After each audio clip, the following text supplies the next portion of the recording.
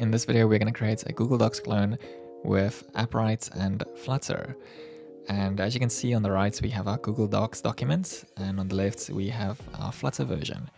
So if you didn't know this is possible to do in Flutter, you can create a rich text editing experience like this.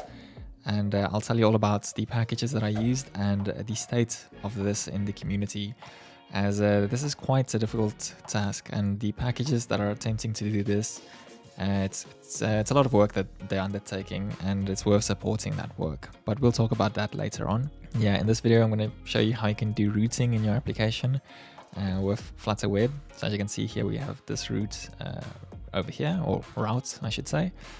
And we'll also be storing this information on Appwrite. So this will be saved. As you can see, this document is saved. So if we do a refresh, it's still there. And as it's being retrieved from the database. And we'll also be doing real-time updates. So let me show you what I mean. Here we have another document, a sample file. I'm just going to copy this URL and let's paste it here and go. And let's drag this one out. And if we type here, as we type there, you can see the changes are propagating. Cool, this is working. And for example, let's say I bold this, I keep my cursor here, and let's start typing here now. The cursor also stays where it should be staying. So it's a bit of a collaborative working doc that we have. I haven't stress tested this too much, it might break, but the principles is there, and I think this is a very valuable tutorial, especially if you're new to Flutter, as we'll be covering state management and how to create repositories, how to structure your files. Using Riverpod and structuring that alone is really helpful, as I'll show you how I go about keeping my providers clean and organized. And yeah, something else that I didn't show is you can also open your documents and see what documents are open. Also, as a side note, you should see GitHub on screen right now. Everything is on GitHub, and I put everything under their own branches. So each section in this tutorial has its own unique branch, and if you want to follow along with certain sections, or if you don't feel like coding along each and every step of the way, you can basically just open the branch and watch the relevant parts of the YouTube video. Down in the timestamp, you'll see that it's also linked for these sections. So each section correlates with a branch on GitHub. As a bit of a disclaimer, this video is sponsored by Appwrite. However, the views expressed in this video are my own. So yeah, don't worry about that. And what I can tell you now is that my view is that Appwrite is really awesome. It's a open source alternative to Firebase, and essentially Firebase that you can run locally. And I'll show you exactly the setup that you need to do and how to use Appwrite in this video. So yeah, thank you to Appwrite for sponsoring this video. And even if you don't want to check out this video, or if you want to get a quick overview of what Appwrite is, I do recommend you watch the video by Robert. I'll link it in the description as well. He made a quick overview of Appwrite and some of the features. That said though, this video is going to be a lot more thorough, and we'll be exploring a lot more topics, especially when it comes to using the database, indexing, and also the real time, so that you can subscribe to these events. So yeah, I hope you enjoyed this video, and probably make a coffee or something. It is going to be a long one. Okay, so let's begin this process of building a Google Docs application. And we're going to start off from the base branch, so 01 base. And this is just a setup for us that just have some convenient things already filled in. As an example, we have this utils class that is using the logging package to set up a custom logger, and then we're just pretty printing some of our log messages. So later on, we'll be logging different kinds of messages, for example, info, warning, or severe. Feel free to take a look at this in your own time. And then we're calling this in main.dart, and we're also running our Google Docs app, which is just the material app, and which is displaying what you see to the right here. So that is our startup. It's also worth noting that we are importing a package, and that package is the logging package. And if you want to follow this tutorial exactly, then it might make sense for you to also use the same versions that we are using in this tutorial. And that is the first part done, just initializing our application. And the second step of our application, we need to initialize Riverpod. So I'm just going to add the Riverpod, actually the Flutter Riverpod dependency. And as you can see, we're using 1.0.3 for this tutorial. And back in main.dart, what we need to do is before we call our Google Docs app, we need to say provider scope. And this just initializes Riverpod. And then back in applet.dart, I'm just going to remove this and I'm going to create a new stateful consumer widget. So this is coming from Riverpod, and we will call this our Google Docs app. And this will require that we import the Riverpod package. And for now, just returning a container is fine. So I'm going to save the file. And as you can see, we don't have anything on the screen. And the reason that this is a consumer stateful widget is because later on in the application, we will have some logic that requires this to be a stateful consumer.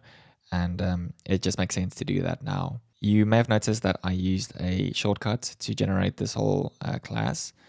And if you want to know what that is, if you don't know, is this Flutter Riverpod snippet, and it's made by Robert. So let's exit this and go back to main and just save this as well. And that's the second step done. Riverpod should now be initialized. Okay, the next step is for us to set up a Routemaster, and we'll be using this package to control the routing in our application. So I'm just going to add that dependency. It's called Routemaster. And then to begin, we're going to create a new folder under app, and this will be called navigation. And in the navigation folder, we'll create one called routes.dart, and then we'll also create a file called transition page.dart. And in the transition page, I'm just going to copy paste the code, as it's quite a lot. I do recommend that you get the full completed code from GitHub. This is not too important, however. Technically, this file is not even needed. This is just a way for us to create our own custom transition and to disable the default animation that occurs in Flutter for web. And I'll demo this a bit later on. But again, technically this is not needed. Now let's open the routes.dart file, and I'm just going to paste in the code and then we can discuss it. What this does, it defines some application routes. So as you can see, we have the routes defined here as constants. And this abstract class called AppRoutes, this is just a convenient way for us to later in the application get access to these routes. And I shouldn't say routes, I should probably say route. For example, later on in the application, we can just say approutes.documents. And then we define this routes logged out. And this is a route map, and this is from the Routemaster package. And as you can see, we specify that if the route is not defined, we go to the login screen. And if the login screen is specified, we go to the login page. If the register is specified, then we go to the register page. And the reason that we're using the Routemaster package is no specific reason. It's just because doing any navigation in Flutter is quite complex, and there are a variety of different routing packages out there. This just happens to be the one that I'm familiar with and the one that I've used. And so far, my experience has been good with it. Feel free to use whatever you are comfortable with, or if you wanted to set up your own custom routing, you can do that as well. But what this will allow us to do is easily create authenticated routes, and also to specify where redirect should occur to. You'll see later on that this is actually quite nice to use. So we'll save this file, and as you can see, we have warnings. We don't have this login page and register page created yet.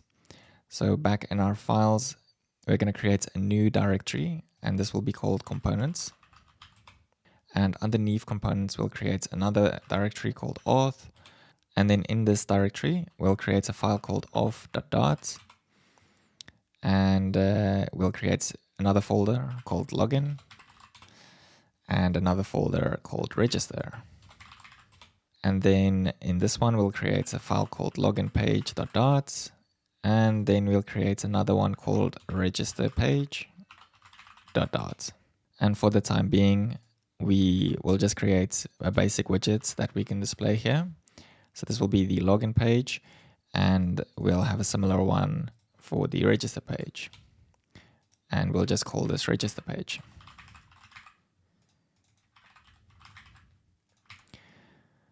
And then in this auth.dart file, we are just going to export the login page and the register page. And just make sure we save everything. And now if we go back to our navigation in the routes file, we are already importing auth.dart. So let's just create more space. And now you can see everything seems to be working fine. Now we just need to set this up in main.dart. Or not main, but in our application file. So we're going to open app.dart, and instead of returning this container, we will return a router, and we'll import the Routemaster package, and then we'll also import the logged out routes. And now if we save the application, you can see that we get the login page as the default route. And if we were to go to the register page, then it goes to the register page. And in the same way, if we just enter random string, then it should redirect us to the login page. So fantastic, our routes are set up, and later on in this application, we will make this a little bit more advanced, as we'll be adding authenticated routes as well. And with that, step 3 is done. We've set up our routing in our application. Okay, the next step is to set up Appwrite. And I do recommend that you go to the documentation and look at the installation instructions if you haven't set this up before. You will need Docker to do this. And you'll see that there are some example scripts that you can run to set up Appwrite in a Docker container. So you can just copy this and then run that command in a terminal. However, I've already done that. And as you can see, it generates this Appwrite directory. So if you go into that, and if you just want to start it up, you can just say docker compose up. And then we'll just wait for that to get up and running. Okay, it seems that it is up and running. As part of running this command for the first time, you'll do some additional setup. For example, you would specify the port to use. And by default, you can, or it initializes to be localhost and port 80. So as you can see, if you just go to localhost, then you should see that Appwrite is up and running. As you can see, I already have 2 projects. And for this tutorial, we're going to create a new one. And I'm going to call this Google Docs tutorial. And one thing to note is that if you plan on supporting different platforms other than web, then you would need to add a new Flutter app, new Mac app, etc. You would also need to add a web app if you plan on hosting it anywhere that's not localhost. However, I do believe it's not necessary in a local development environment. So for now, we're just going to skip this step. And if we quickly explore this dashboard, you can see that this is our home page. And then we have different development areas: database, storage, users, functions. In this video, we will mostly be using users, as this is what we will use for authentication. And as you can see, we don't have any users currently authenticated because we've not authenticated any users. And then we'll also be using our database. And we'll be exploring this a bit more later on, as at that stage we'll create some collections and then show how we can write to these collections and create new documents. One thing to note though is that in the user settings, you can see that there are a variety of different things that you can enable. So for example, there are other authentication providers such as Apple and Google and all the standard ones. In this tutorial, we will just be using email and password. But some other standout things is that you can also have anonymous authentication or authenticate using magic URLs. Expanding on this is something that we can maybe look into in a future video. So if you're interested in that, please comment down below what you would like to see. But yeah, as I said, for this tutorial, we'll be using email and password authentication. Okay, so we're back in our code, and let's initialize Appwrite.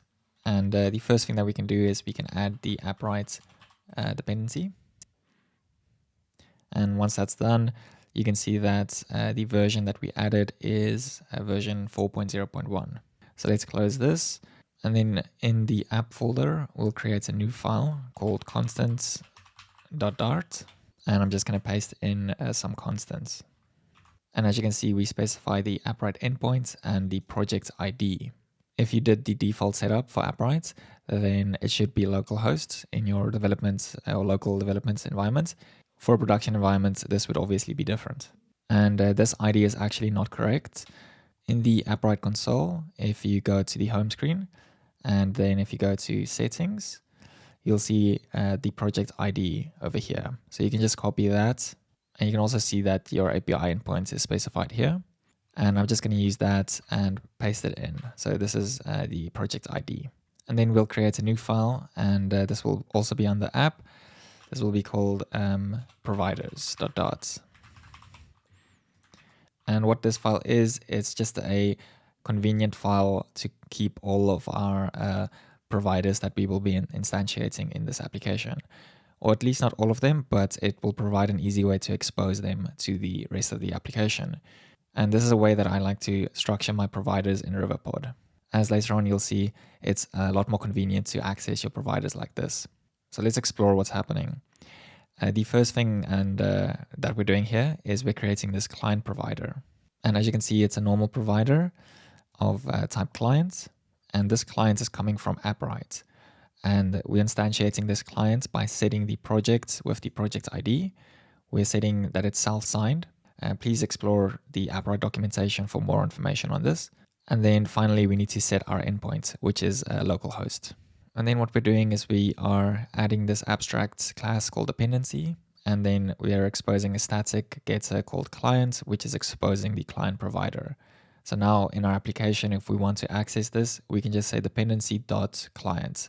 And then we can access the provider easily. So it's just a clean way to access our code later on. And in the same way, we're creating a database provider, an account provider, and a real-time provider. The database is what we will use to store collections and documents. And the account is for authentication. And real-time we'll use for real-time events so that we can react to changes that are occurring to the database. And that is all we need to do for now to set up Appwrite. Okay, and now step 5, we will create an authentication repository.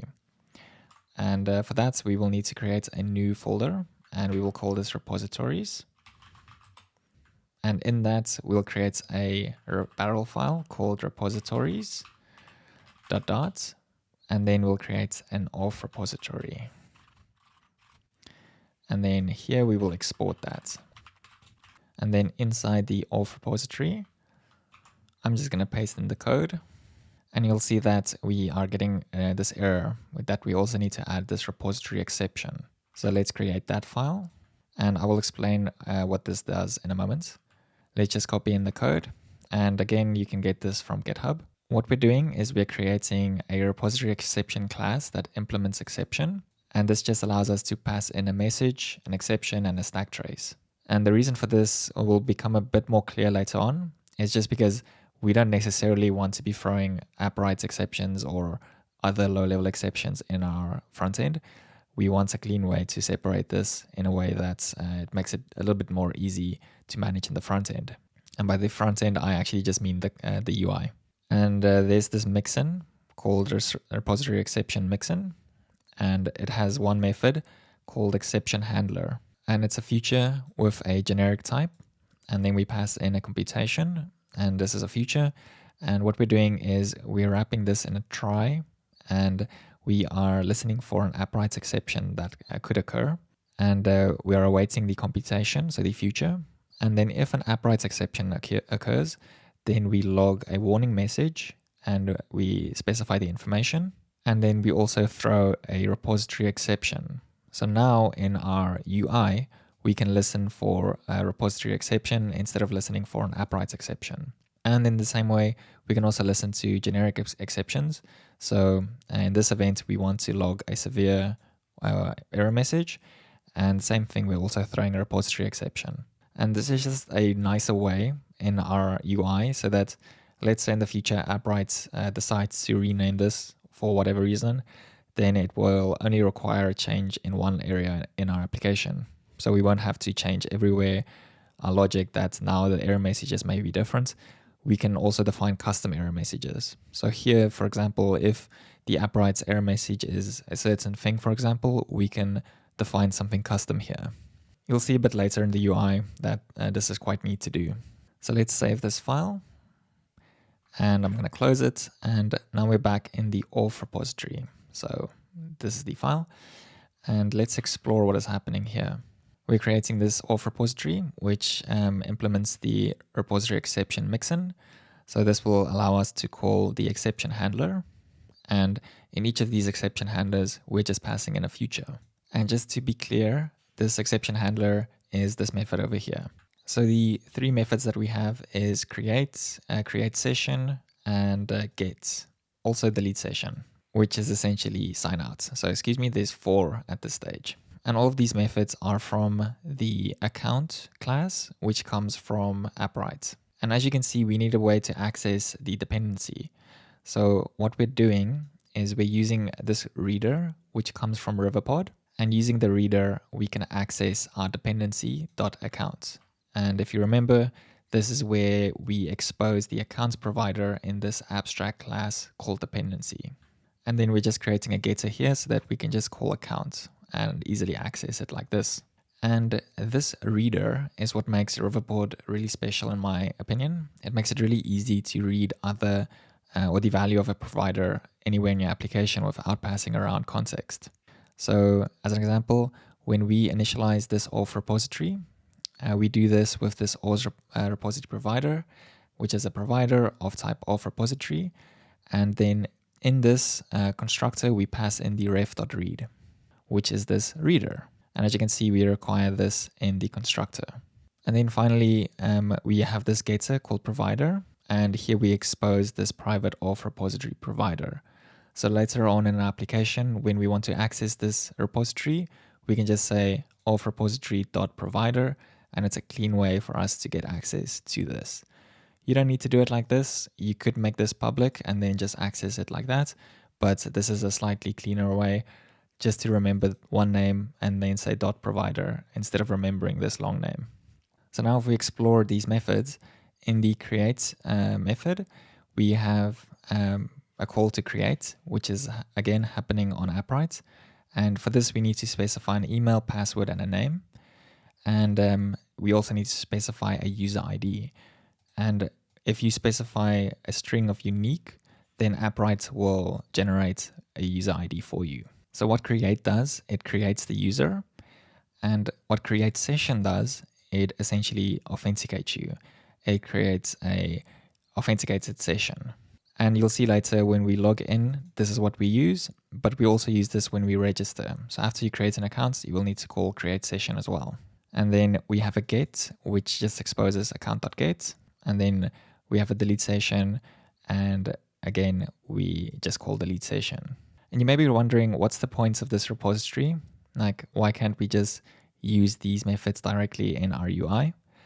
The reason for that is because creating a repository class like this makes testing a lot easier. And it also allows you to map these values to different models if you need to.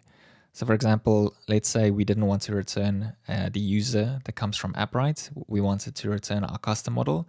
Then we could do that in this class. And in the event that Appwrite were to ever update their code, for example, there's a breaking change, then it won't be a breaking change for your whole application. You'll just need to modify whatever the breaking change is in this one single class. And as I said, it also makes testing a lot easier, but testing is not something that we will do in this video. So our authentication repository is set up. Now we just need to expose it in our application. Technically, we're already doing that with exposing this provider like this, but we'll do it with another layer. And in the app folder in providers, we will create a new abstract class. And this will be an abstract class called repository. And we will just expose the auth repository. And here we are importing the repository's barrel file. And now step 5 is complete. Our authentication repository is created. Okay, in step 6, we will create an auth state service. So in our app folder, we'll create a new folder called state and a barrel file called state.dart and a file called statebase.dart and another file called auth states. And then we'll just expose that in our barrel. And I'm just going to close all of these files just to clean things up. Then in the state base, what we'll do is I'm just going to copy paste this code.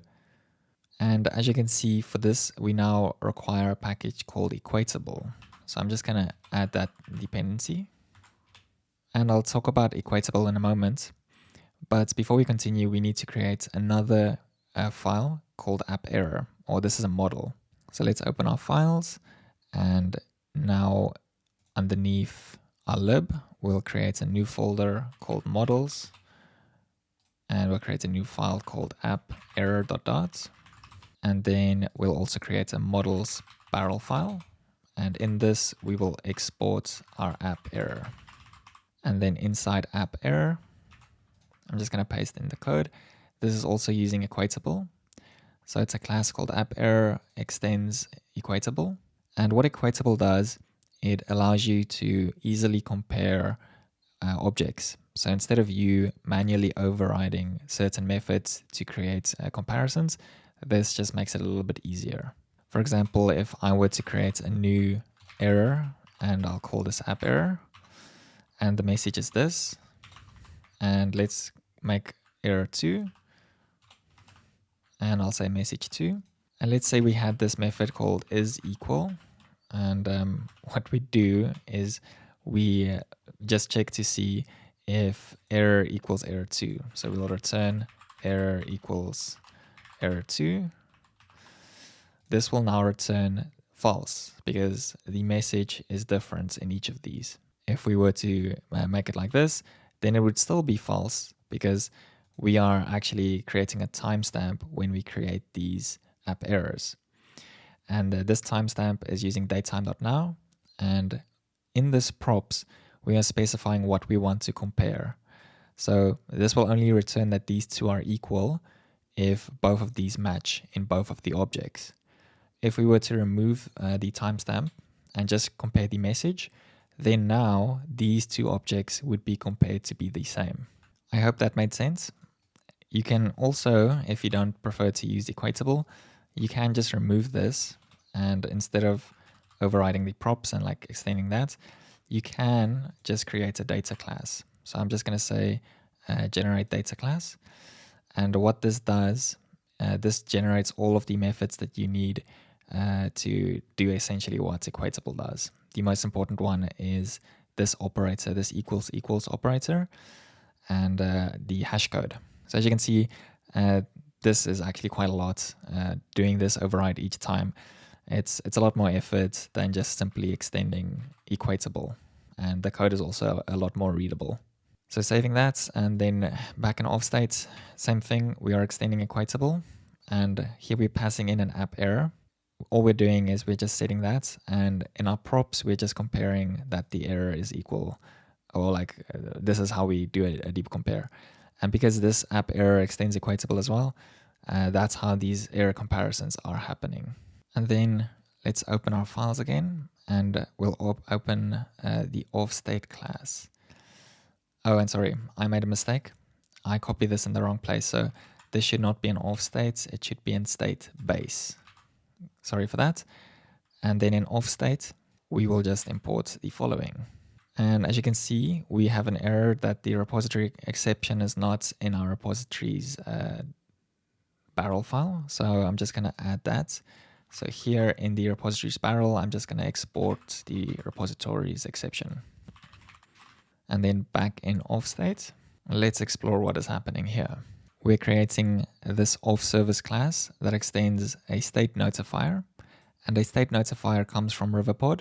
Actually, it comes from the state notifier package, but it's widely used in the Riverpod community. And it's essentially a change notifier, but instead of having a mutable state, you have an immutable state. So what that means is that if you want to update the states of this notifier, you need to create an entirely new state object. And this auth state specifies the state that we have for this particular notifier. And this auth state class is a class that we define at the bottom here. And we'll explore this in a bit more detail in a moment. If we go up first, you can see that we initialize this constructor. We pass in a ref.read as we've explored before. So here we have a reader, and then we set the initial state for our notifier. And then in the constructor as well, we call this refresh method. And the refresh method is what will do the initial authentication checks for us. So now if we explore the authstate class, you can see that the authstate class extends our state base, and the state base is where we do the app error. And then we define two additional fields, a user and an isLoading. And we set the isLoading initially to false, and we set the user, and we also take in an app error if that wants to be specified, and we pass that to the super. And then we have this name constructor called authenticated, which automatically sets isLoading to false and also sets the user to null. And then we have props, which is coming from equatable. So these are the things that we want to compare. And then isAuthenticated is just a getter to say whether we are authenticated or not. So this will return true if the user is not null and false if it is null. And then we create this copyWith method, and you'll see later on this is very convenient, as this will allow us to create new objects from a specific object. So in our state class, we can just say state.copyWith, and then we can pass in new fields and modify the state like that. So if we go up, you can see that's exactly what we do. In the refresh, we call the auth or the get method on the auth repository, and then we await that and get the user. And then we call the set user method, and the set user method will log that authentication is successful, and then we will set the state equal to state.copyWith, and then we'll pass in the user, and we'll set that isLoading is equal to false. And one thing you can note here is that we initially set the isLoading to true in this unauthenticated call. So when we initialize this, we want to say that we are now loading or initiating a load for our authentication. And we'll use this value later on in our UI. And then in the same way, what we do is if there is an exception, you'll see that we get a repository exception. So this is the class that we defined, and we just log that we're not authenticated. And then we also set the state to be unauthenticated. So the reason that this is not really an error, it's just an exception, is because this just means that the user is null.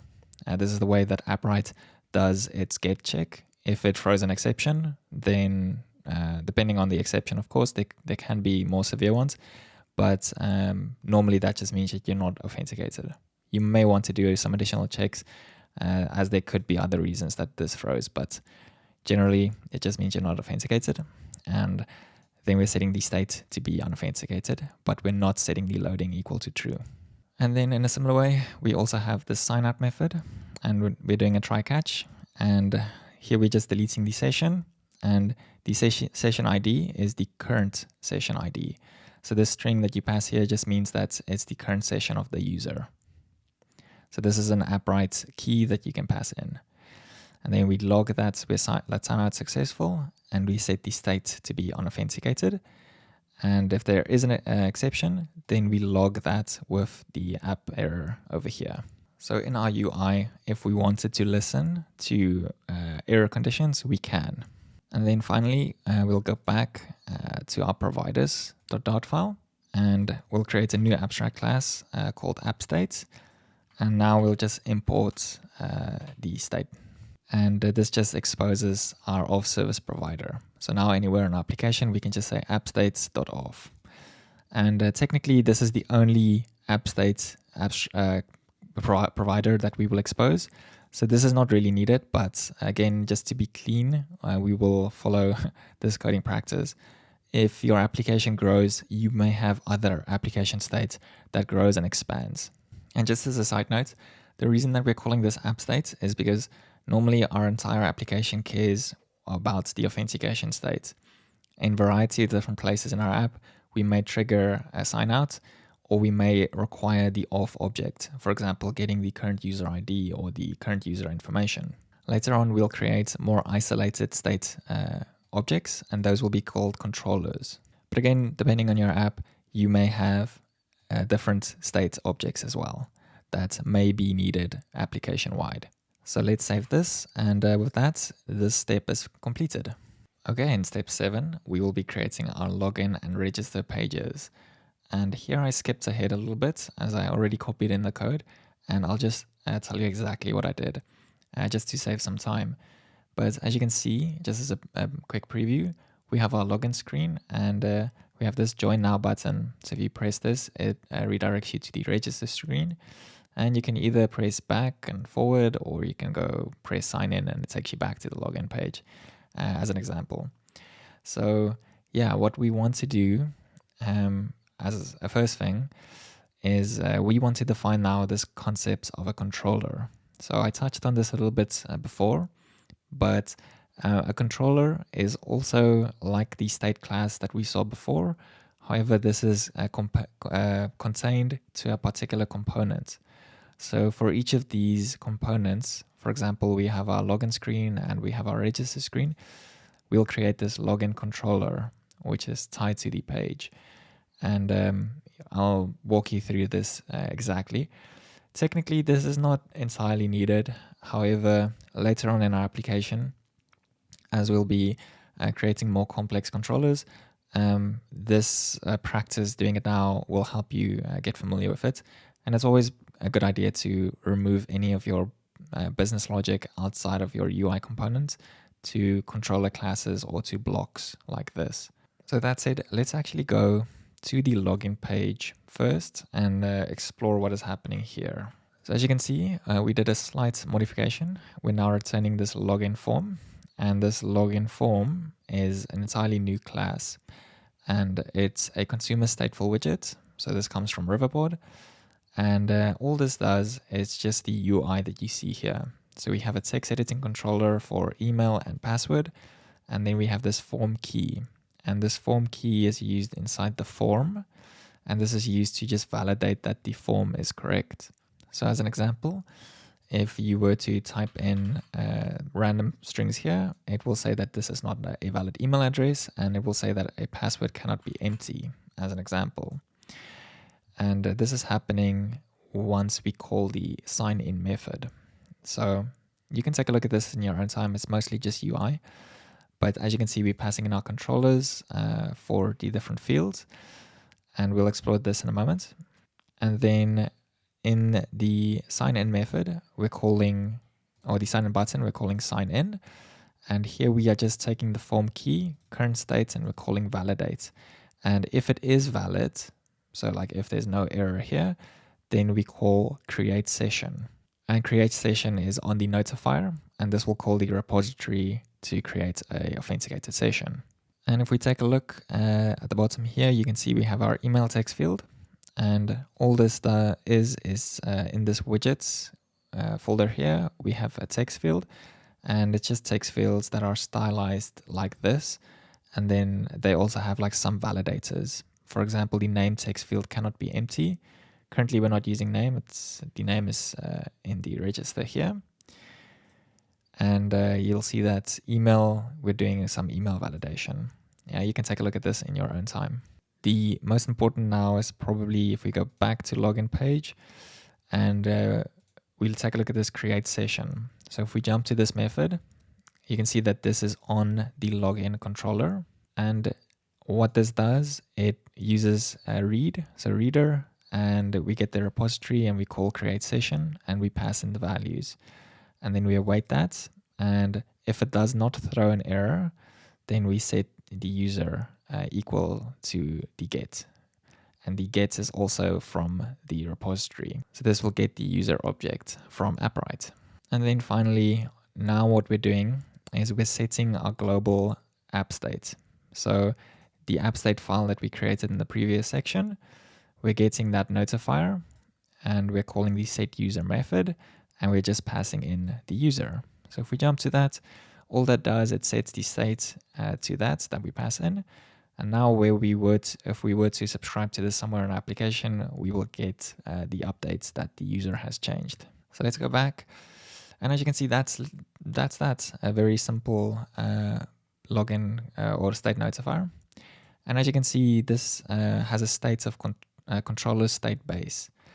And if we go to that file, you can see we created it here underneath the components directory. And this is similar to what we saw before with the state base. However, this is just a slight distinction because these are for controllers and not for app state. So for example, here we have the state base that we created in the previous section. Exactly the same, just a different name. If we wanted to create a more advanced login controller, then we would have gone and extended this class with a login controller states or something like that. However, for our login controller, as it's quite simple, all we really care about is the error. So we just want to know when an error occurs. And as you can see, we do that in the create session, repository exception. Then we set the app error message or the error argument with the message that we retrieve over here. So let's actually explore what that error message will look like. If we were to just open our terminal and let's look at our output, or actually debug console, and let's do a fake login. You'll see that we get this error pop-up that says invalid credentials.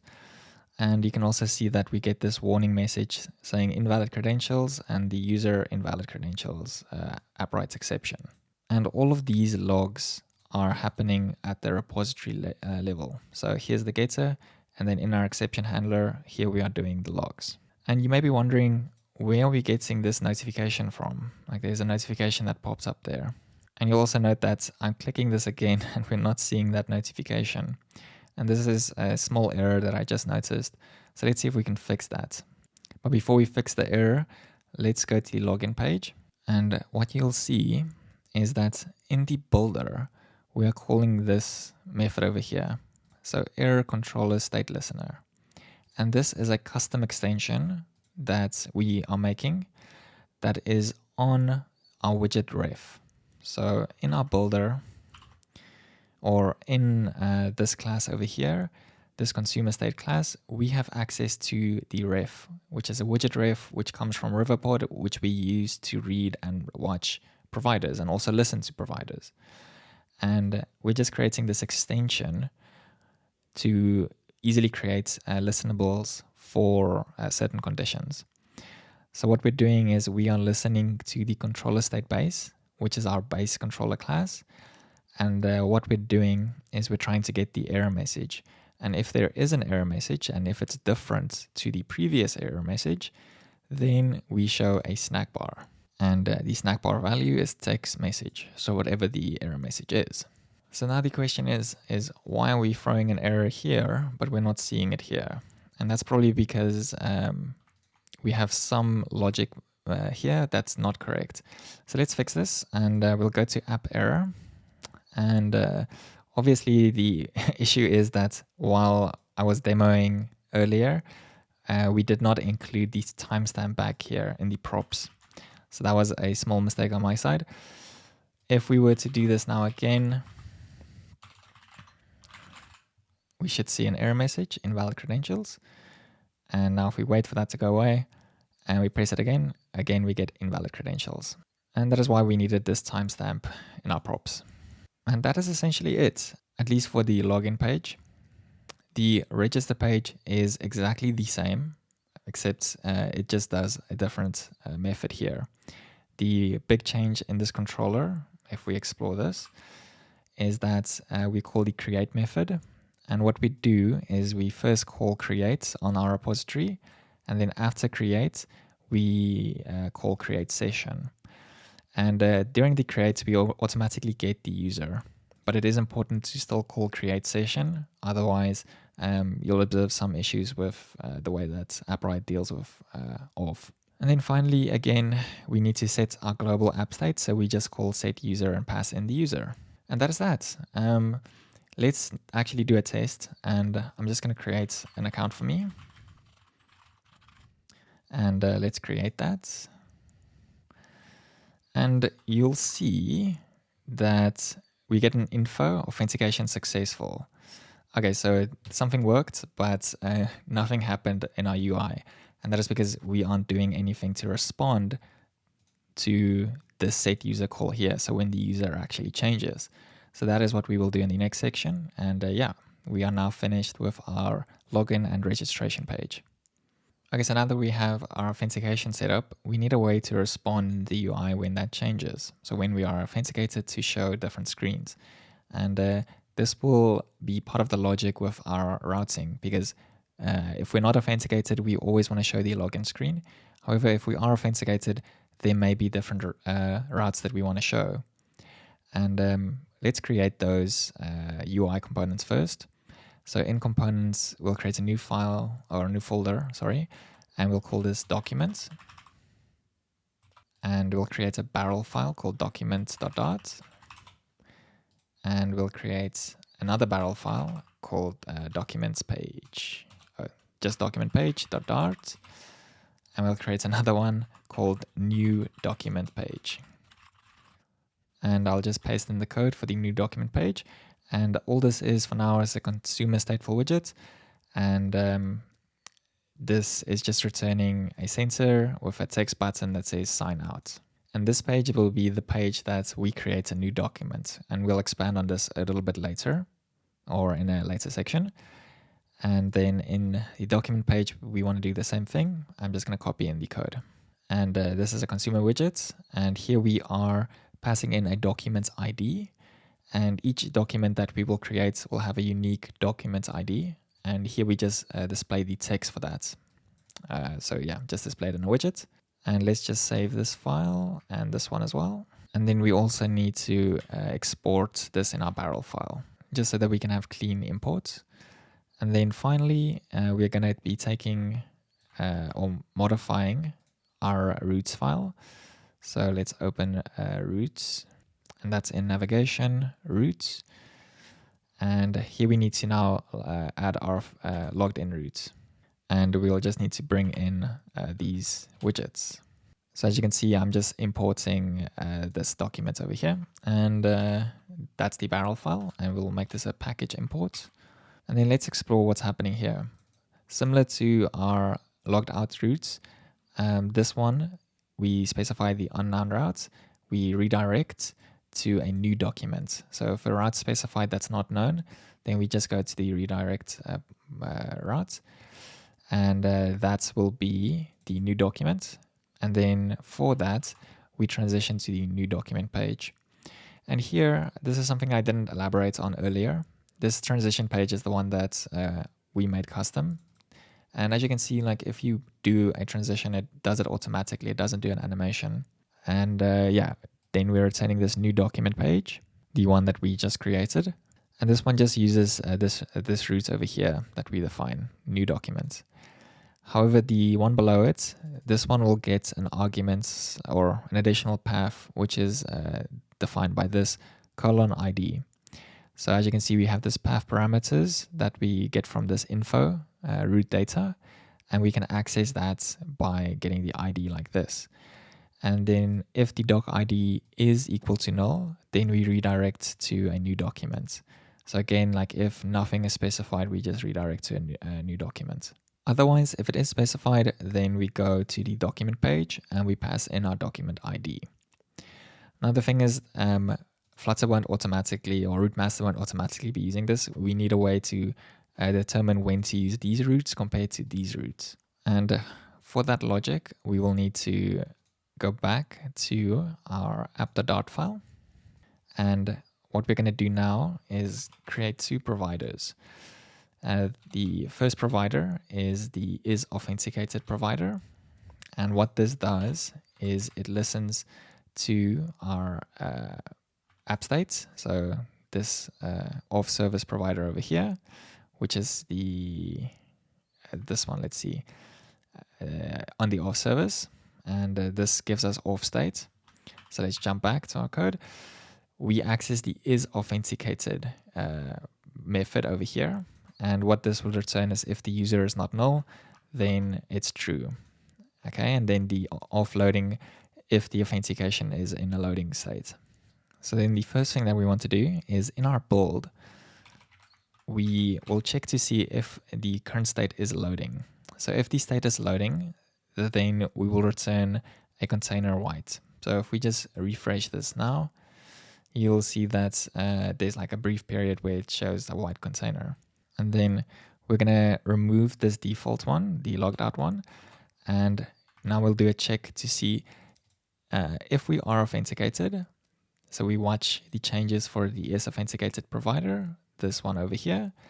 And if that is different, or if it is authenticated, we return the roots logged in. If we're not authenticated, we return the roots logged out. And this is one of the really great things about Provider, or Riverpod, I should say, is that we can create these sub-providers from our main providers. So instead of us listening to the whole app state off, we just want to know the is authenticated when that changes. We only want to know when is loading changes. So this makes it easier to manage our builds. So these builds will only fire if one of these conditions change. So in the event that our auth service were to grow a lot and our auth state was to grow a lot, then in the event that any of those parameters or arguments were to change, then it won't trigger a change because we are only listening to certain parts of it using these little providers. But yeah, now as you can see, it automatically now put us to the new document page and we can access sign out. But before we actually sign out, if we were to do a test and just say document and just passed in my path, you can see that now we're printing this doc ID my path, and we can go back and I'm going to press sign out and we are calling the sign out method on our auth state. And now if we log in again, it should automatically work. Beautiful. And just like that, we are signed in. And that is that for this section. And we've done quite a lot. And now we can actually move to the fun part of creating our documents and the UI for that. Okay, in part 9, we will be adding our documents and UI. This is what we will use to create a rich text experience similar to what Google Docs offer us. So to begin, in our documents directory, we're going to create a new folder called states. And in that, we'll create a new file. And this will be called document states. And another one called document controller. And if we open the document state file, I'm just going to paste in the code. And as you can see, we have an error. We need to include the Flutter Quill package. So before we explore this file anymore, let's add that dependency. So it's called Flutter Quill. And I do recommend you take a look at their pub page. And it's a really awesome project and definitely worth supporting, as a rich text editor in Flutter is something that is sorely needed. And there are some solutions out there. Most of those are still being developed. I would say Flutter Quill, it's good, but it also still has its limitations. But later on, you'll see exactly why I chose to use this instead of some of the other open source projects, as this one gives us a really nice benefit to listen to updates in real time. You can also take a look at quill.js.com, as this is actually a standard for a rich text editor, the way that the data is structured and formatted and stored. And the Flutter equivalent is basically based on this exactly. So that means that the data that you store in your Appwrite documents or database, you can create a JavaScript app and use quill.js, and it should technically work out of the box with that data as well. So I do recommend you take a look at this. As I said, doing this in Flutter is quite difficult, and the advantages that packages like this gives us is a lot. An alternative package to Quill is Super Editor, but this is still fairly new, and it's a little bit buggy, to be honest. Like, for example, like if you zoom in, like it doesn't really work that well. But yeah, this is ongoing development, and you can also follow along the development of this. If we go to pub.dev, this is made by Superlist, or at least it's sponsored by Superlist, and it's made by Matt Carroll. And I do think this is a package to keep your eye on, as I know they have some exciting things in the pipeline for this particular package, and I know they recently had updates as well.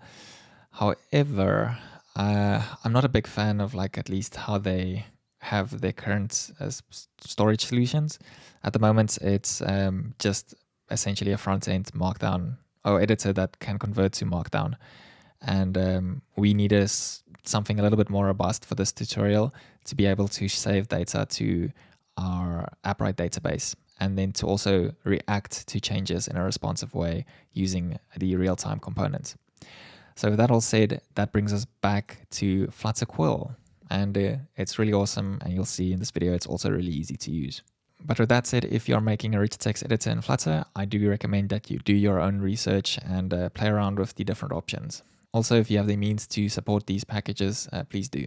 So going back to our code, now Flutter Quill is imported, and from this we get the Quill document and this Quill controller. And the reason that we need these will become a little bit more clear later on, but the Quill controller is the text editing controller essentially, and the document is our object that stores all of the document information. So no matter what you fill in, this will be stored here. And this is extending the controller state base, which we've explored before. And we pass in these props, the ID and the error. We don't necessarily want it to be reactive when the Quill document or the Quill controller changes, as these are more mutable values than immutable. And then finally we have a copy with, just so that we can update the states easily. So let's save this. And then we'll open our document controller and paste in some code, and let's explore what's happening. This one is slightly different. So again, we have a state notifier provider for our provider. However, this time we are defining a family provider. And a family is a very neat object in Riverpod that allows you to basically create a map of providers. So depending on the value that you want to pass in, and in this case, we want to create a family based on a certain string variable. And that string will be our document ID. So as an example, if we were to go to our document page, document/ID, we want to take that ID and create a family provider. And based on that document ID, we want to create a document controller. So we'll create a new document controller for each document ID. And in a moment, you'll see exactly how awesome that is, as that easily manages the state for us to create multiple documents like this and easily traverse in our application. So what we're doing is in the constructor, we're taking in a document ID, as that will be needed. We pass that to the document state, and then we call this setup document method. And in the setup document method, we are creating a Quill document. So this is something that you will need to do if you want to create a new document from scratch. You are just inserting at index 0, you're inserting an empty string. So this will create a new empty document for us. And then we create our Quill controller from this Quill document. And we need to set where we are currently in the position of our screen. So we'll set that our cursor should be at index 0 or offset 0. And then finally, we update our states with copy with, and we pass in the doc and the controller. This will become a little bit easier to understand once we can visualize the UI. So let's go to our document page, and I'm just going to add in some new widgets, and we'll touch on this in a moment. Something else we'll need is we'll need this Quill controller. Okay, and then finally, we just need to do a variety of new imports. So I'm just quickly going to do that and import everything that we need. The menu bar is something else that we'll need to define. And for that, we'll create a new folder called widgets. And we'll call this menu bar dot. And we'll create a barrel file called widgets and then we just export that. And then in this, I'm just going to copy paste the code. This is just UI, and feel free to take a look at this in your own time. We'll use this a bit later on in later sections, but it's just going to be our menu bar at the top, and we can just pass in various widgets and callbacks. So, okay, if we now take a look at our document page again, I'm just going to continue and import all of the things that's needed. Another class that we need to create is this app colors. So in our app file, I'm just going to add that abstract class, and it's called app colors, and it just has a secondary color for us. I'll save that, and then we can import that as well. And you'll see some of these imports can't be automatically imported, and that is because you need to add an additional package. But you can also just import it like this, tuple dot dot, as this is exposed through the Flutter Quill package. But yeah, it won't be able to auto import for you unless you added this package to your own dependencies. But okay, yeah, now we can save that, and our document page should be set up and working. So now the question is, if we go to a document, and I'm just going to go to this my path over here, you can see that we have a document. So if we click here and just do a test, we can make this a header, and yeah, I guess you can now do what you want. There we go, and winky face. Okay, that's just a normal smile face. And yeah, as you can see, this is quite easy, and we'll explore the UI in a bit.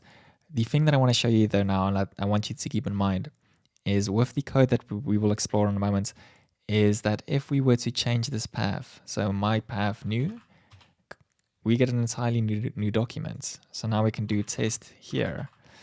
And if we were to go back, we still have access to our old documents. And we can go forward, and now we have access to the old one.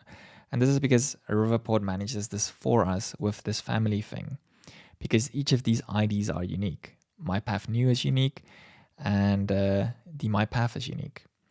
So as an example, if we were just to say my path, we get our document like this. So that's fantastic. Now we have this locally stored. All we need to do in the next sections is to actually store this on our Appwrite database as well. So let's explore the code. Let's make this bigger.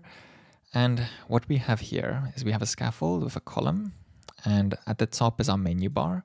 And this menu bar is what we see here. So new documents, open, sign out, etc.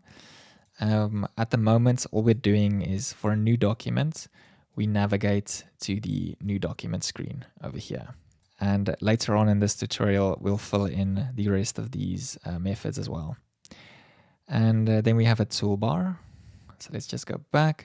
The toolbar is this over here, which we'll explore.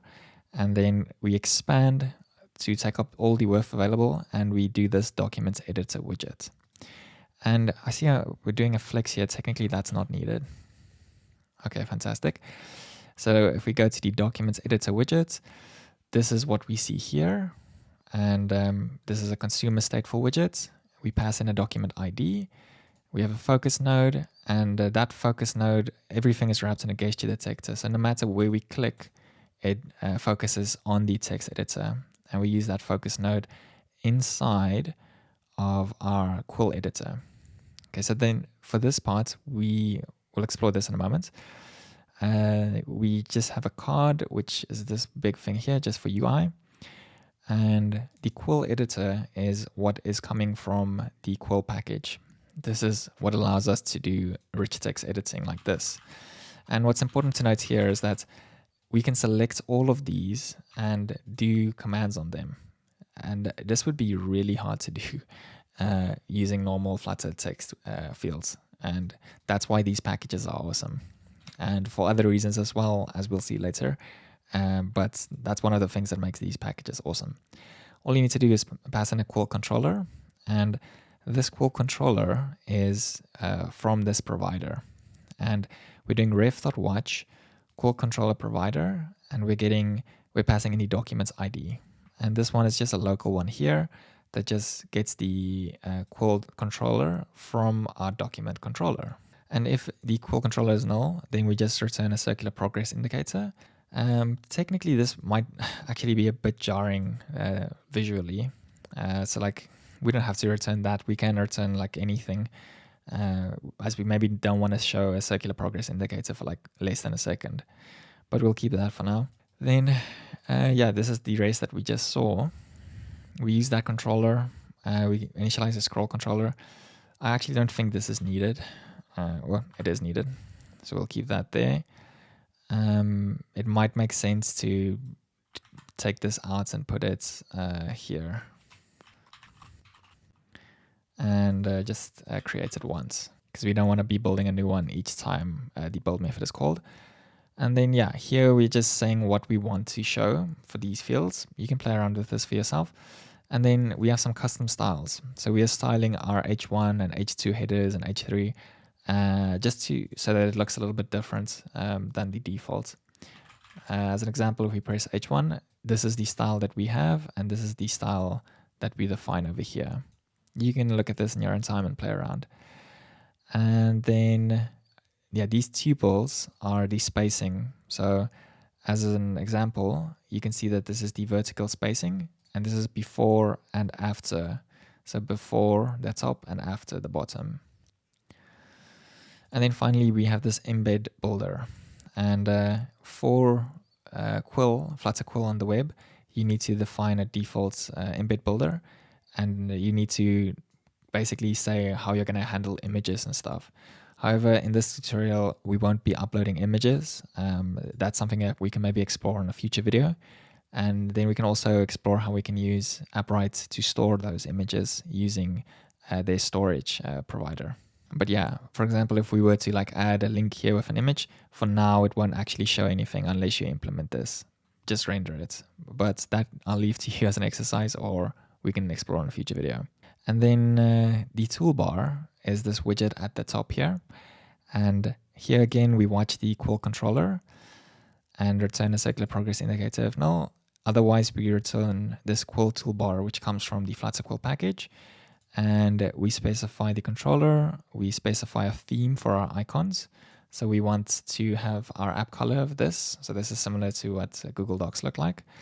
And then just some additional settings that we can do. There's a lots of customization that you can do for this. Or if you wanted to, you could just implement these yourself. So instead of manually or using these, you can just create your own custom UI for this and just manipulate the controller.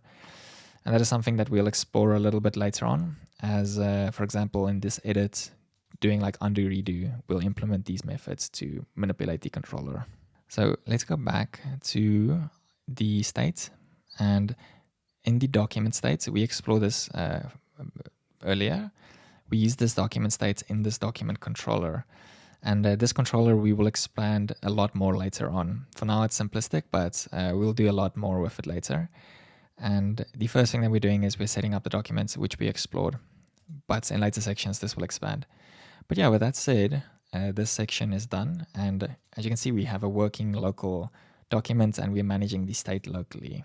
In the next section, I'll show you how you can create documents on an Appwrite collection.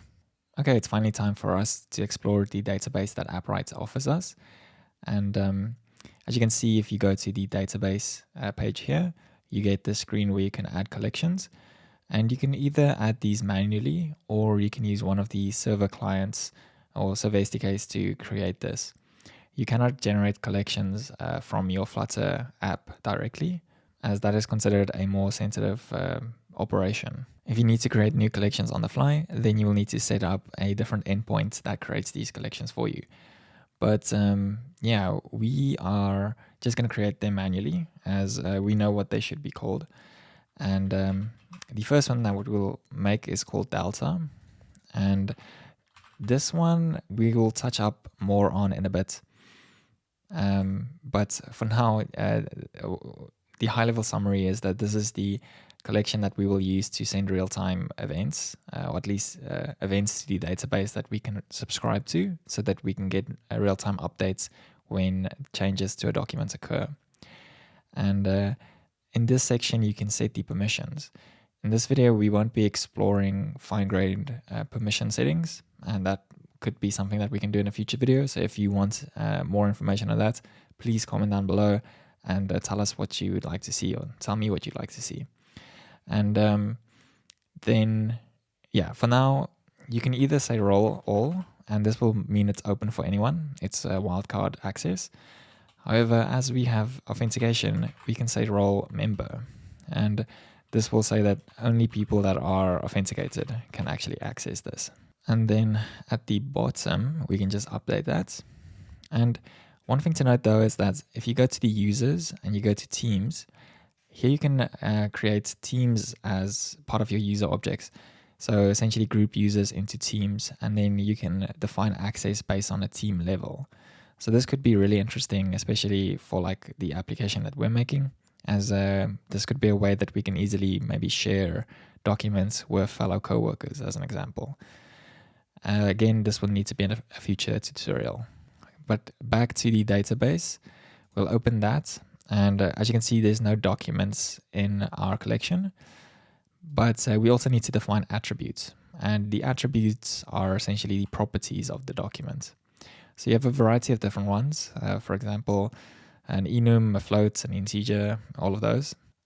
For our purposes, it's just going to be simple. We're going to be storing strings for everything. And the first one will be called delta. And we'll just use the defaults. You can also set the size if you want to, but none of these should ever be more than 255 characters, so we'll just use that as a default. And then the last one is device ID. So we have delta user device ID. Delta is what changed, user is who made the change, and the device ID is the ID of the device that made the change. And all of this will become a little bit more clear later on why we actually need this. So if we go back to our documents and back to the database, we'll create another collection, and this one will be called pages.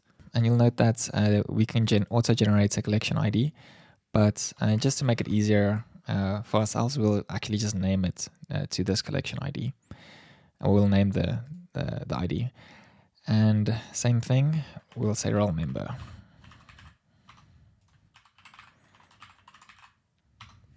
And then we can update. And if we go up to attributes, we'll add a few attributes. This will be string title. This will be content. And this one, we're going to set it to 0, and I'll tell you why. We'll get an error that says it cannot be set to that. And what I'm trying to do is I'm trying to copy the value. So what is the max value that we can set it to? I don't know if there's a better way to set this. So if you do know, let me know in the comments. But I'm just going to set this to the max. The content is going to be the page content. So we want this to be as big as possible. Maybe this is way too big, but regardless, we'll set that. And then the last one is going to be owner. And this will be also string. So the owner is the creator of the document or the person that owns it. And that will be their ID. Okay, so now our database is set up. We have a delta and pages. And back in our code, I am going to open the app, and I'm going to open constant.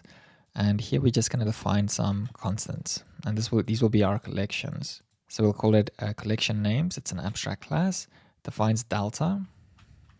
It defines the delta documents path, and pages and the pages document path. And we'll use these later on in our repository. But this is the name of the collection, and this is the path to the documents of that collection. And you'll see how we use this in a moment. So we'll save this, and the next thing that we'll make is a repository, and that will be the database repository. And in our repositories barrel file, we'll just export that, and then open that file. And I'm just gonna paste in all the code that we need. So in this database repository, what we have is we have a provider, and we initialize the database repository. We pass in read, which we get here, and then we use that read to get our dependency, the database that comes from Appwrite. And we have one method for now, create new page. And this calls a private method called create page in delta, wraps that in our exception handler. And this is a future.wait that does multiple future calls. Create document, and again, to create documents, one for pages and one for delta. And we just have some default values here. We set the owner to the owner here, specify the document ID, and we set the title content null, and then the delta we set everything to null. And you'll see what that looks like in a moment once we add something to the database. Then if we go to our providers file, we're just going to expand our repository class to also have our database. And this exposes the provider on database repository.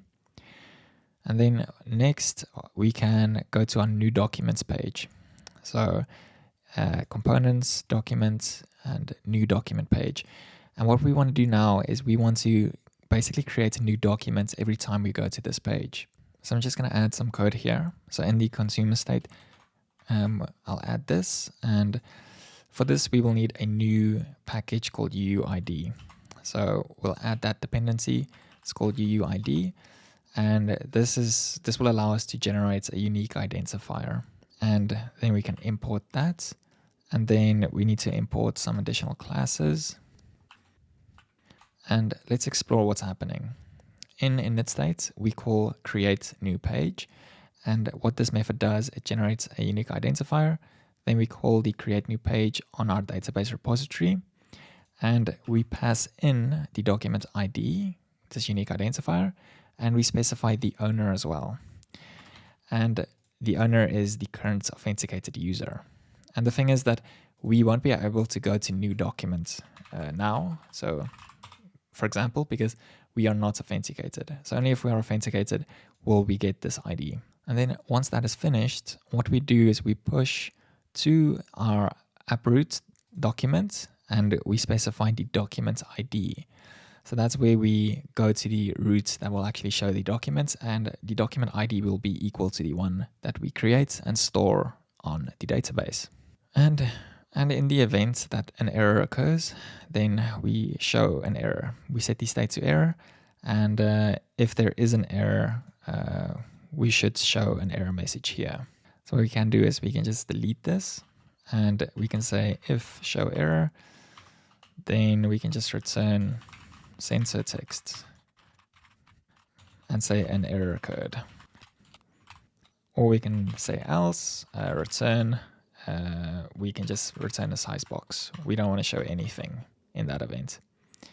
And we can get rid of this by just adding curly braces, this warning message.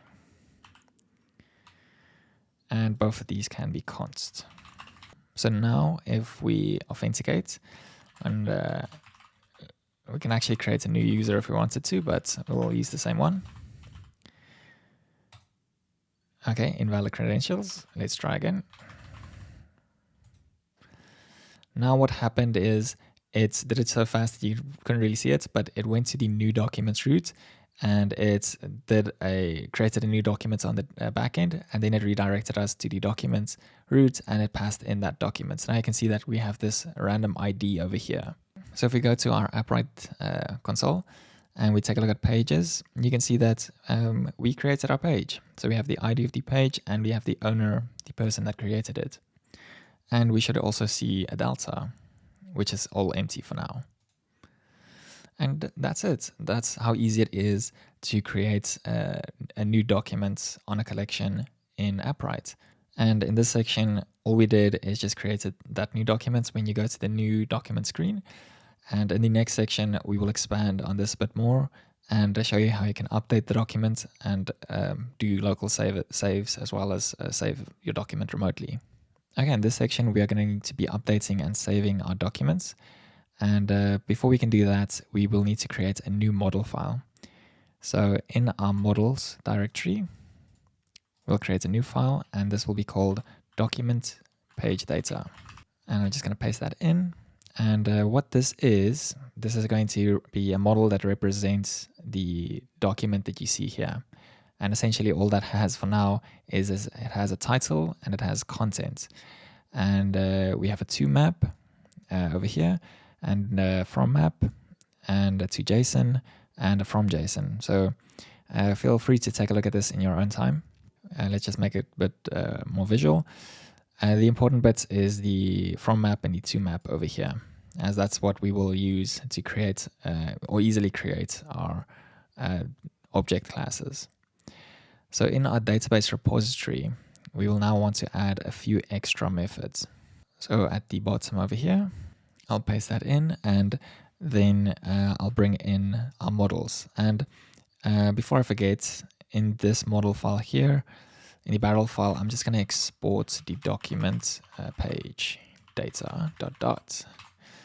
And Fantastic. And then we can just bring in our models.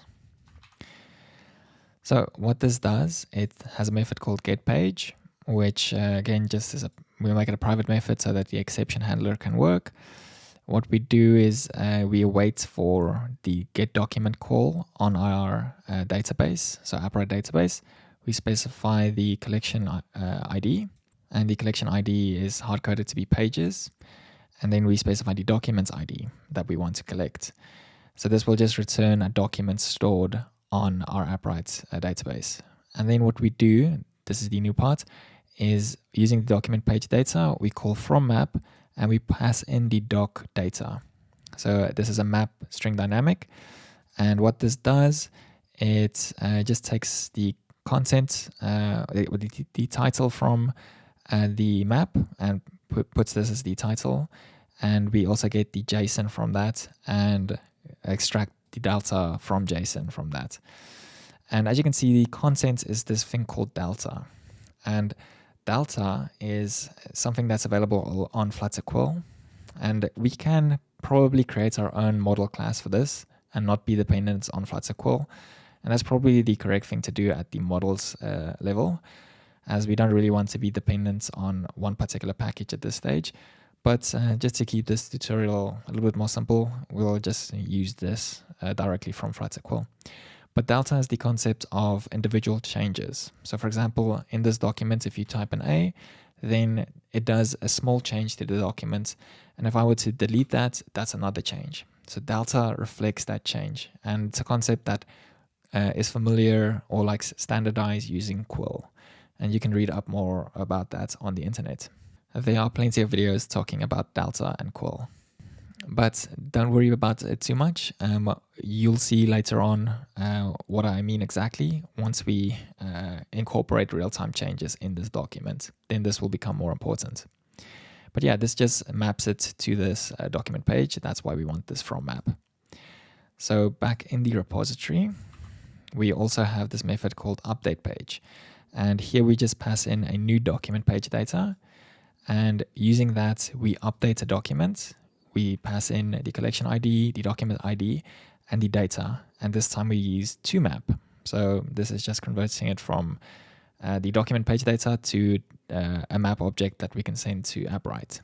So now what we want to do is we want to update our controller and local state so that it actually retrieves and so that it can actually update these documents as well. So in our components in documents on the state, we'll first change the state file, and we're going to add a few extra things.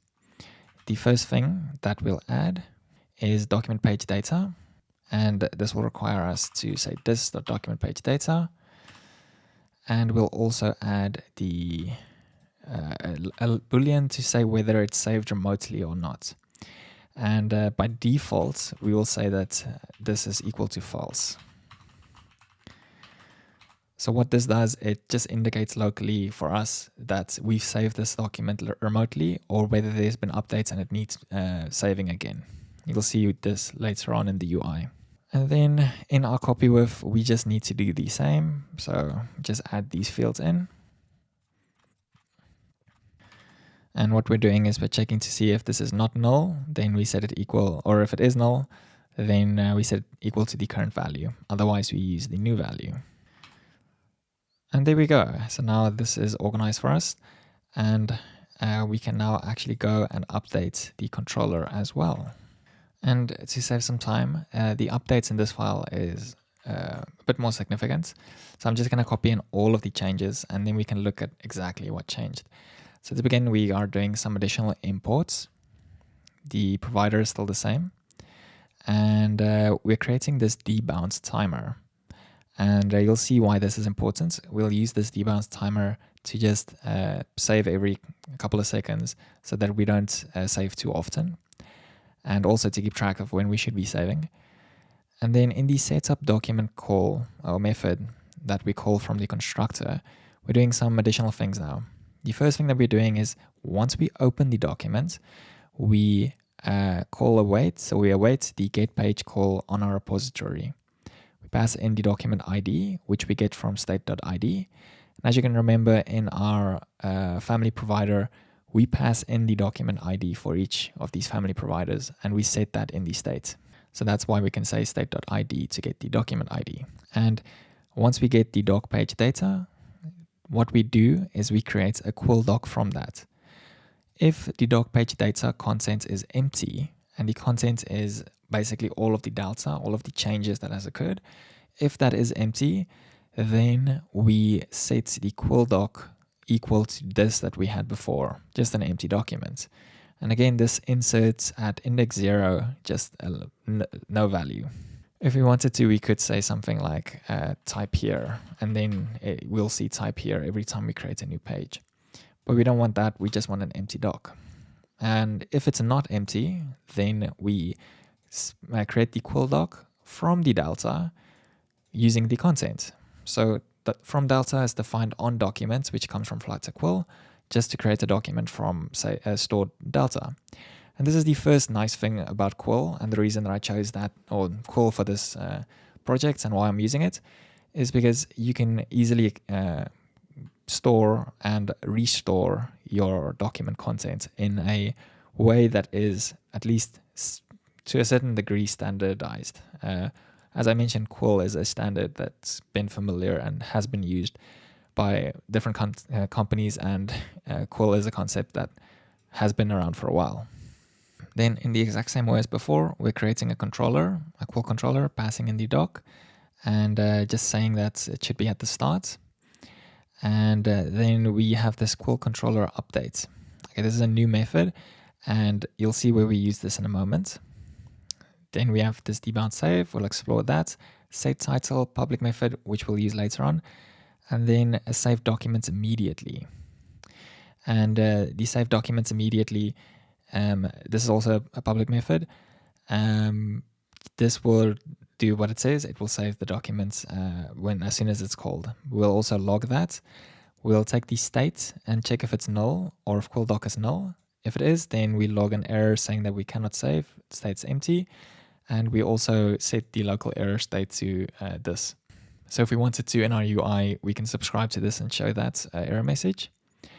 Otherwise, if it's not null, then we set the state equal to the new document state, that page data that we found, using document page data, calling copy with, and then specifying the content to be equal to the to delta from the Quill document. So this just saves it locally. And then what we want to do is we want to save it to the server as well. So here we do repository database, update page, and we pass in the new document page data. And then finally we say copy with, and we say if saved remotely, we say true.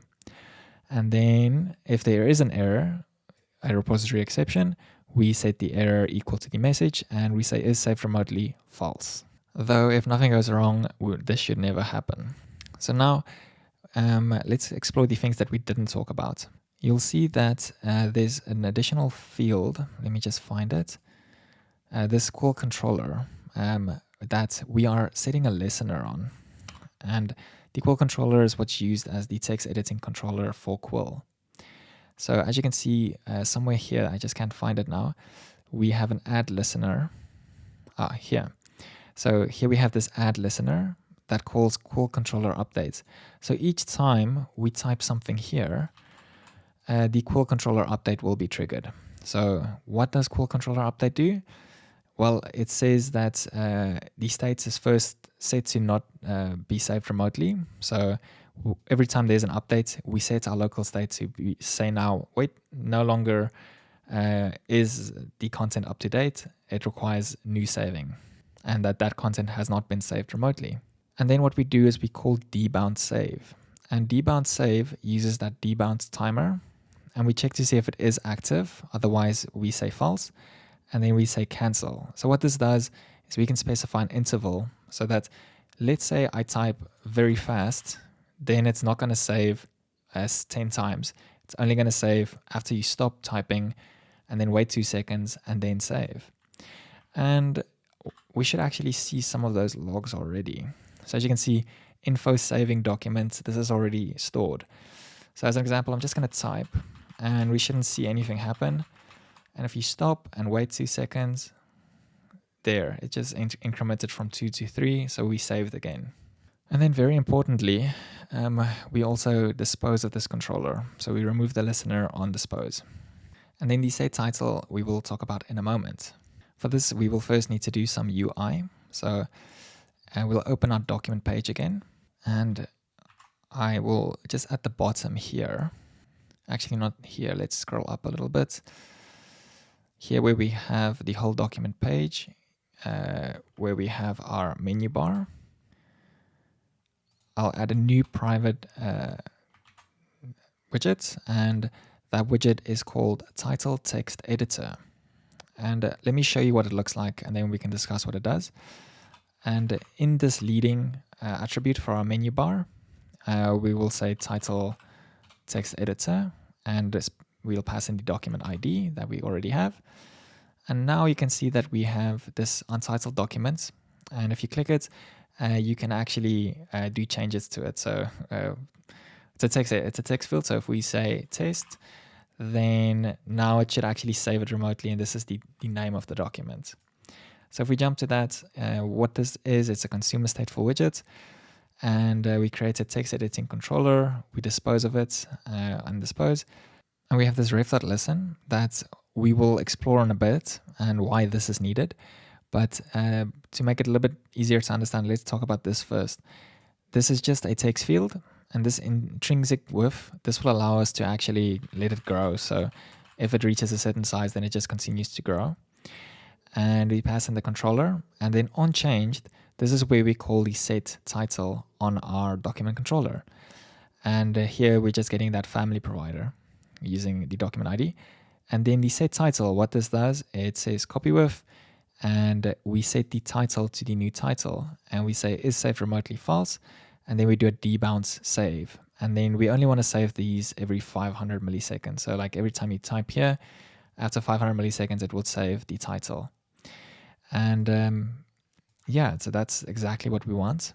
So if we go back and explore what is happening else, this is just some decoration and some styling. And now the thing is that we should actually have seen some info saves. So these saves are probably these saves over here. If we do a restart of our browser, we can see that it refreshed. We still have our title and we still have our content here. And the reason that we have the title is because we need to set the text editing controller's value when we get a value in our controller. So that's why we're listening to the document title provider. And once that changes, we take a look and make sure that the new value is not equal to the value that's in the text editing controller. And if it's not, then we set the text of the text editing controller to the value. And this document title provider is just a local provider that we have here, which watches the document controller and watches the document page data and the title. So this will only trigger once the title actually changes. So this is awesome. If we were to now go, say, file new document, we create a new document, I do a test, and I'll say new document. And if we go back, as you can see, it actually didn't store. Let's restore it. Okay, so something did go wrong there, but we will figure it out, so don't worry. The thing to take note though is that at least for now, if we modify a file here and just do a refresh, it's not going to show. I was a bit too fast. So let's wait for it to save. And okay, it should be there. Okay, so now what we want is we want a way to make sure that we know when it's saved or not. So let's add that. That would be nice functionality to add. A way to know that the document has been saved in our UI. So at the bottom of this widget, we'll create a new one, and we will call this is saved widget, which is a consumer widget. And we use this is saved remotely provider, which just checks to see the value of the is saved remotely state on the document controller. And if it is saved, then we make the color of the text blue, otherwise we make the color of the text gray. And this is an issue because text is defined in Quill and in Material App. So we're just going to say hide text, and then in our menu bar, we'll just create trailing, and this will be the is saved widget. And now if we save this, you can see it says saved. And if we start test, now it's not saved, and now it's saved. So as you type, after the debounce is done, it saves the document, and we get a visual indication. And with that, this section is done. We are now storing our documents, and we can verify that in our database. So if we go to pages, you can see that here we now have actual values that are stored. So here you can see the tester file has the value test. So great, we're making a lot of progress. The last bit's going to go fast, as it's not that hard to do, but we're now going to create a way that we can subscribe to real-time changes. Okay, we are almost at the final section, and what we're going to do now is we're going to add real-time changes to our application. So what that means is that multiple people can work in the same documents at the same time, and you'll be able to see people making changes to the same documents while you're typing or working on it as well. And this is actually quite easy to do using Appwrite. And for that, we'll start off by modifying our database repository. And for that, we'll need to first define this method called update delta.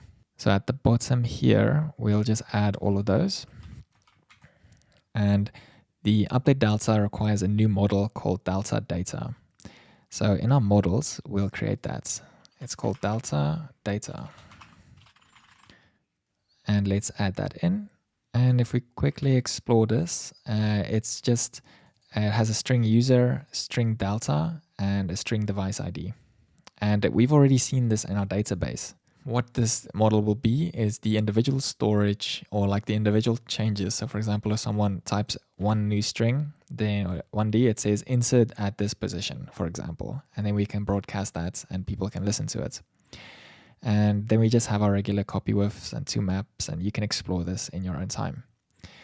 Back to our repository. We need to put that in our barrel file. So we'll export the delta data, and that should solve the issue on our repository. So in the database repository, update delta should now reflect those changes as well. So what we do here is, with the database that we get from Appwrite, so we call update document, the collection is delta, we pass in the page ID, and we say delta data to map. And just to show you again what that looks like, if we go to our delta, as you can see, all of these are currently null because we haven't updated any of these, but the attributes are delta, user, device ID, all of them string. And then below this, we'll add another method. This one is called subscribe to page. And for this one, we'll need a different Appwrite object. That's called the real-time one. So we'll just create a getter called real-time. And this uses our Riverpod read to get the real-time dependency. And down here, we are now using subscribe on real-time. And how the subscription works is you need to give it the path to what you want to subscribe to. And you can subscribe to many things on Appwrite. If you go to their documentation and you take a look at real-time, you'll see that the documentation is quite thorough and it gives you examples of things you can do. And there's also a list of different things that you can subscribe to. Essentially, you can subscribe to anything. As you can see here, these are a list of all the things you can subscribe to. And what we will be doing is we'll be subscribing to a specific collection ID and a specific document ID. So if we go to our file here, you can see that what we are subscribing to is the delta documents path, which is collections, then delta documents, and then we say .page ID. So the page ID being the page that we're working on, or the documents ID. Then we just want to import our utils as well for logger. And here we're doing our own new try catch. We can't use the exception handler here, as this is for futures, and this is not returning a future. And this is actually returning a stream that's part of this real-time subscription. But yeah, just some messages, and we're returning a custom exceptions if needed. So now the main change comes in in our document controller, as that's actually all we need to modify for this example to work fully. If we go back to our documents, I'm going to open document controller. And the first thing that we'll need to do is we'll create a new variable called device ID, which we'll initialize using the UUID package. And the device ID is essentially this device so that we can store who made the change, because the same user may be using different devices and you may want to reflect the changes that you see across those devices. So having a device ID as an identifier is important. And then over here, we'll call something that we haven't created yet called setup listeners. And we'll create that method now. This will set up the listeners that listen to real time and also creates changes to our database in real time. So below setup documents, I'll add that method.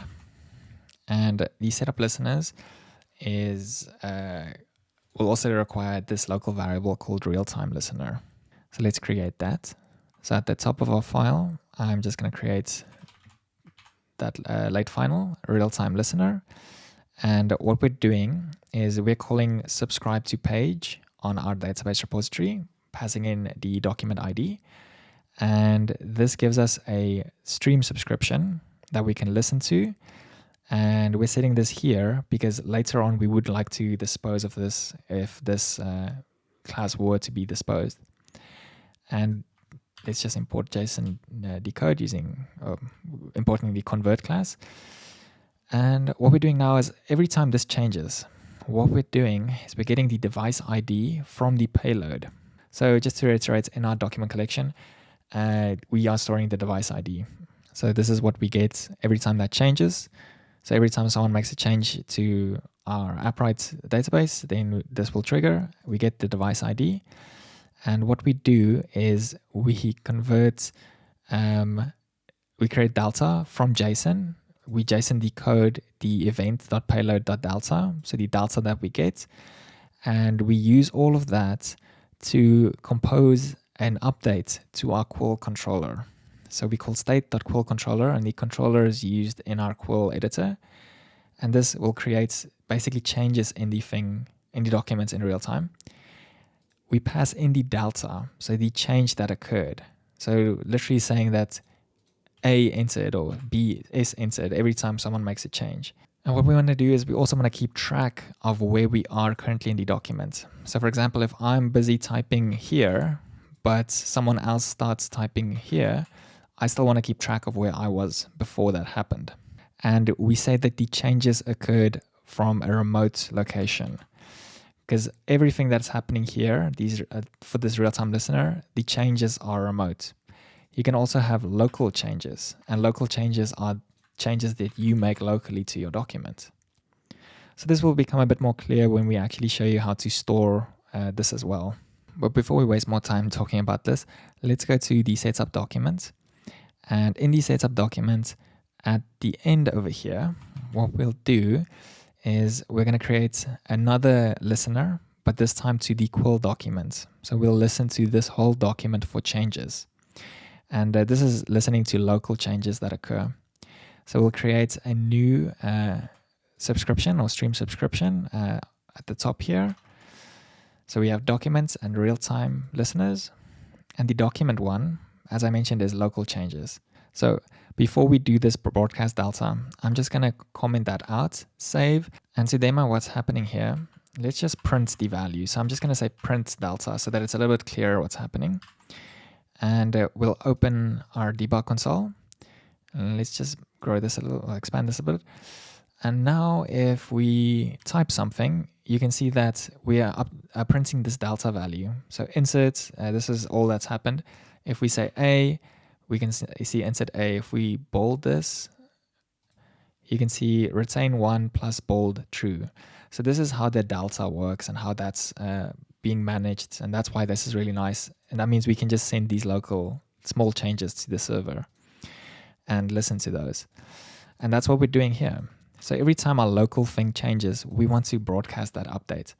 But very importantly, we don't want to do that if the changes is coming from the remote, because We only ever want to do that if we made the change. So if the source is not us, not this local document, we return.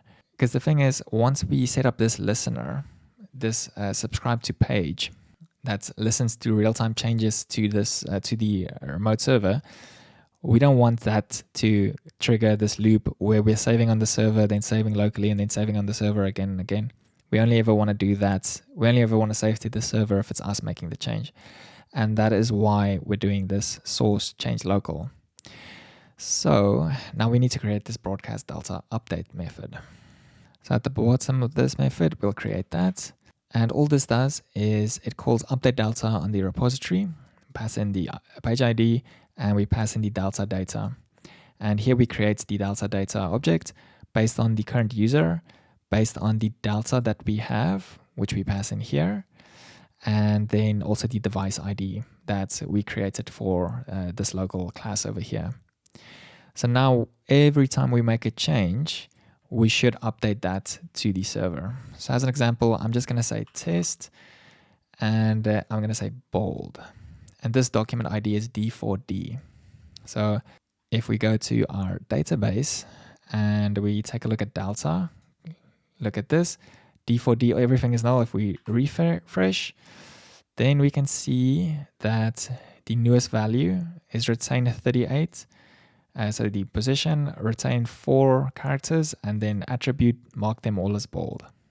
This is pretty cool. Now we can actually, get a way to listen to this and update other documents in real time. So that means with all of this, we should technically have what is needed to get things working. But very important before we forget, we should dispose of these listeners. And now as a test, we're going to create a new tab. I'm just going to drag this out and we'll copy this in here. And let's delete this. And as you can see, fantastic, it automatically deleted everything here as well. I did see an exception though, so let's see what happened. Okay, this is something to do with the focus node. I think that may be our custom focus node that we made. Let's see if we observe that again. If it doesn't happen again, maybe something that you can investigate in your own time as well. But yeah, now as we type stuff, it's beautiful, it's working. And as you can see, it's retaining the position. And that's why we did that one thing that said, keep the selection to what it was before. So if we put our selection here and I start typing in the beginning, it keeps the position over there. How cool is that? And obviously this works for any changes. This is so cool. And it was actually really easy to do, and explains why we're using these technologies in our application. One thing you can consider doing is to, instead of just subscribing to the delta, you can also subscribe to the pages.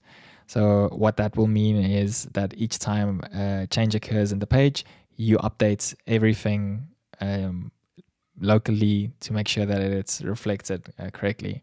Because I guess there can be conditions where there's race conditions where maybe someone typed here and someone typed there, or maybe someone made a change at the same time and it didn't reflect on both sides.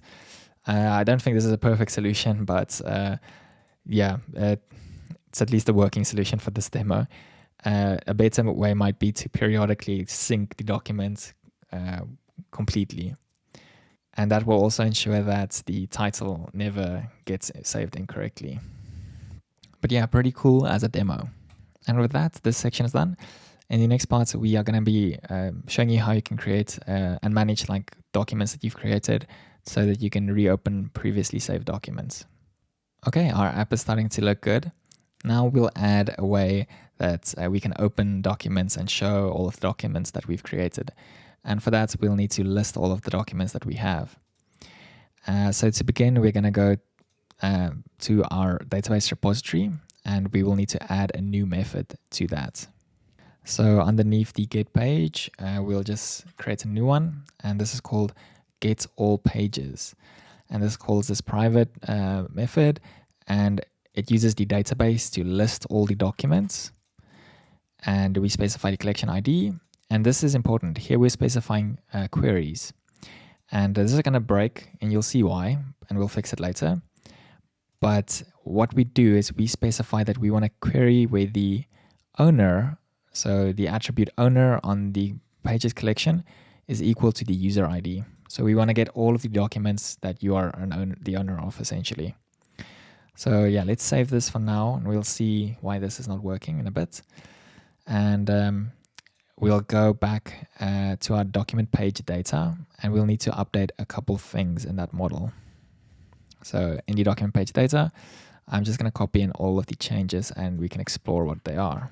So in the document page data, we are going to add one extra field that we forgot to add before, and that is the ID, as this is something that we will need as well. So the ID is automatically created by Appwrite. And let's just type this correctly. And in the to map, you'll see that it's slightly different. It has this dollar that we are using escape for. And the reason for that is because if we look at our documents, not pages, delta, you'll see that, oh, actually, no, I'm lying. It should be on pages. You'll see that we automatically store this .id. And this is the ID of the database. So for us to access that, we just need to escape the dollar to get the $ID. And the from map will look like this. And in the copy with, we'll just say string ID and ID this.id. And then back in our documents file, we'll create a new widget. And this one will be called all documents popup.dart, and we'll copy that in. I'll go over this code in a moment. It's quite a bit, but it's also very easy to understand.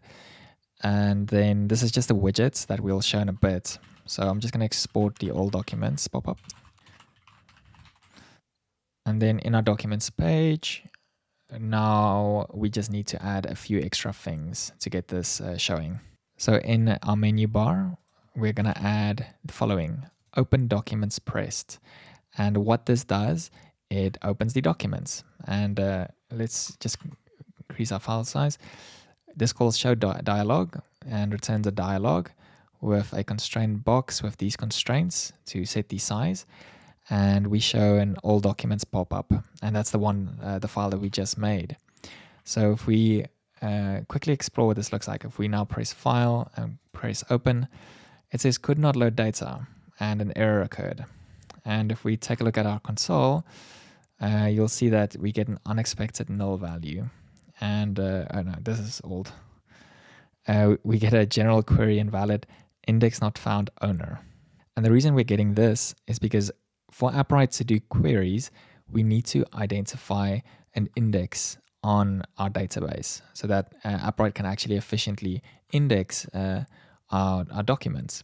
So back in our database, on the pages field in our database, we'll create a new index. We'll add an index, and we'll call this owner index. It doesn't really matter what you call it. The type is key. You can also do like full text and unique, and I do suggest you read the documentation for more information.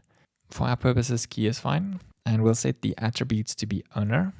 And if you wanted to do queries on like multiple attributes, you'd add these here. So if you wanted to do a single query that's dependent on multiple ones, then you can do some advanced stuff here, but we just want all the documents with a certain key. So we'll create this, and now if we try again, it should work. Let's just do a hard restart. And file open. Cool. Now we got all of our ugly documents here. And if we were to click them, you can see it opens the all documents. And we'll take a look at the code in a moment. But as you can see, it's working. Like it's pretty cool. It's functional, at least. It's not pretty, but it's working. This one actually seems to be giving a small error though. But okay, I digress. Let's actually explore what is happening in this code. If we close this and go to that new file that we made, all documents. And what we're doing here is we're creating a future provider. We haven't used this yet. This is similar to the other providers, but it's for futures. And this will allow us to return a future. And we read the database repository and we get all the pages depending on the current logged in user. Okay, so it's getting ref.read and we're getting the current user ID. And using this, we are now watching for the documents and we're saying documents.when. So when it's loading, show this. When it's error, show this. And when we have data, show the documents grid. And if we go and we pass in the data, so the list of document page data. And here we're just creating a layout builder to get the size and then to display certain aspect ratios for our grid view. And then we just display these values. So nothing too special. The only thing that is special, you can take a look at this UI code in your own time, is the on tap. So once we tap one of these, what we do is we call navigator of context.pop.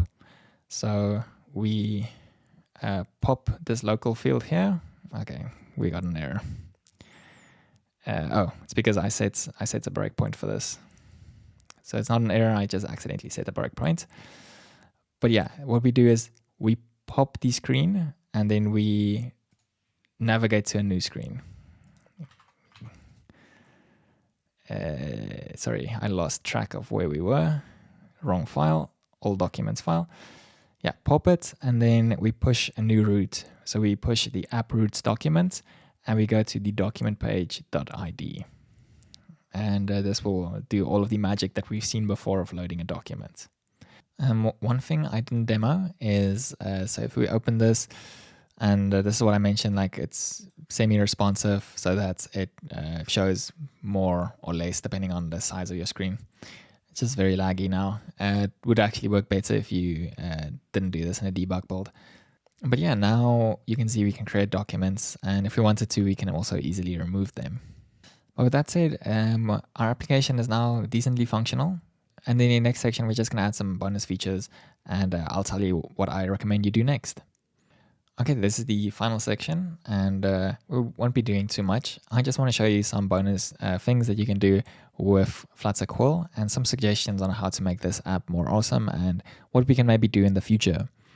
So this is a bit of an outro. One thing, if we take a look at the document page, so this page over here, and you'll see where we have our documents editor widget, we have this raw keyboard listener. And what this does, we're listening to events. So like if we press Control B or Command B, then you can bold text. So as an example, bold me, let's write that, right? If we select that and I press Command B or Control B, then it bolds it automatically. And as you can see, we have undo mechanisms as well and redo automatically built into Flutter Quill. If we wanted to, we can expand this now and like add these functionalities like cut and copy and paste and undo. So let's do that just for one. We're just going to do it for the undo. And the rest, I'm going to leave as to-dos for you. So as you can see, we use the quill controller.format_selection.bold. So I'm just going to copy this as an example. So all of this actually. So to test this, let's create a new document. And we'll just type some data there. And we'll do cut. And for this one, all we'll need to do is we'll need to get access to the controller. The quill controller. So we'll do document controller provider, and